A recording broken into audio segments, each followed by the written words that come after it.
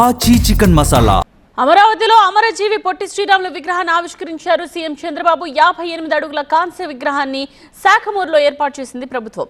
పొట్టి శ్రీరాములు 125వ జయంతి సందర్భంగా విగ్రహాన్ని ఆవిష్కరించారు. 6.8 ఎకరాల విస్తీర్ణంలో అమరజీవి స్మృతి వనం ఏర్పాటు చేస్తూ ఉన్నారు. విగ్రహావిష్కరణకు డిప్యూటీ సీఎం పవన్, మంత్రులు, కూటమి నాయకులు, ఆర్యవైశ్య ప్రముఖులు హాజరయ్యారు. పొట్టి శ్రీరాములు విగ్రహానికి స్టాచ్యూ ఆఫ్ సాక్రిఫైస్ గా పేరు పెట్టారు.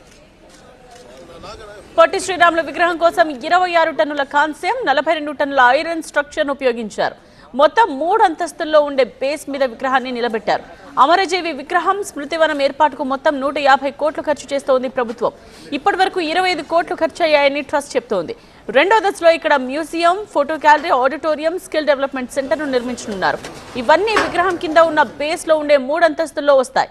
ప్రభుత్వం ఇచ్చిన 6.8 ఎకరాల్లో విగ్రహం ఉన్న భాగం వదిలేసి ఇక మిగిలిన ఖాళీ స్థలాన్ని చేయబోతూ ఉన్నారు. వీటికి మరో 125 కోట్లను ఖర్చు అవుతాయని అంచనా వేస్తూ ఉన్నారు.